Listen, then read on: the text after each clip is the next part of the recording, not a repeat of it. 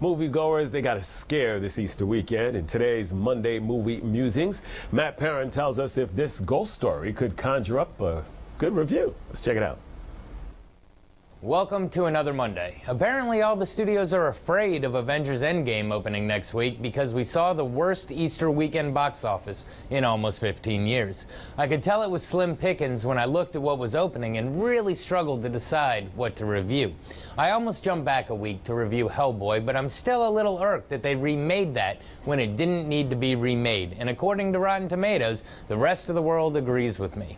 So I made my decision based on what would be the most fun to say here in the opening, and it just so happens that it was #1 at the box office. So without any further ado, here's my take on the Curse of La Llorona. Our film begins with a widowed mother of two, Anna, played by Linda Cardellini. She is a social worker that has a tragic ending to one of her cases involving a mother of two sons suspected of child endangerment. While at the scene, her son accidentally comes across a supernatural entity marking him. While interviewing the mother, Anna receives a warning of supernatural danger to come in the form of La Llorona, the evil spirit that murdered her children in a jealous rage and now wanders the world as a demon looking to claim children as her own. But unbeknownst to her, strange and scary incidents have already begun to affect her children. At first, blowing off the warning, Anna starts to witness strange happenings which lead to a culmination where she sees La Llorona herself and knows that she needs to get help in order to save her children. She seeks help from the church, who knows of the demon and what she can do, but they need to go through the proper channels, which could take weeks. So the head priest refers her to Raphael, an ex-priest who now combines religion and science to fight the evils of the world. Raphael finally agrees to help, and it seems just in time as these supernaturally terrifying events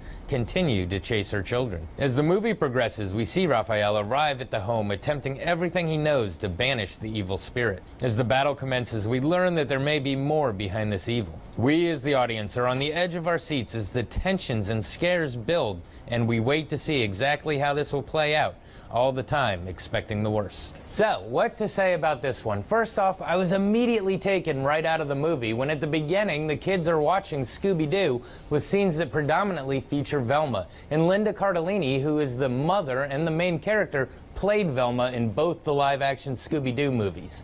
I don't know if this was supposed to be a clever nod, but my thought was if the movie isn't going to take itself seriously, then why should I? But then the film wastes no time diving right into the horror, and you kind of get sucked in.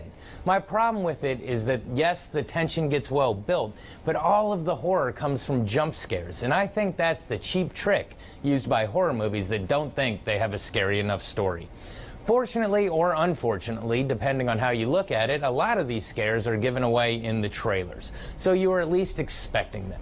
Now, all that being said, the characters do a pretty good job. The kids are great, and Cardellini does a great job of a mother at wit's end, dealing now with what she blew off earlier. For me, though, the saving performance goes to Raphael, played by Raymond Cruz. Those of us who only know him from Breaking Bad now get to see him in a different kind of role, and his dry humor definitely adds some much-needed levity to the film.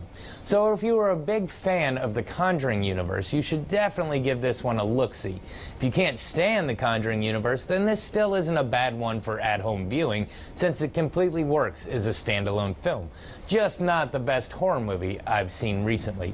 Curtis, I know you saw it this weekend. I'm interested to hear your thoughts. But this has been your Monday Movie Musing. Back to you. All right. Thank you much, sir. Coming up next, Tyler has one last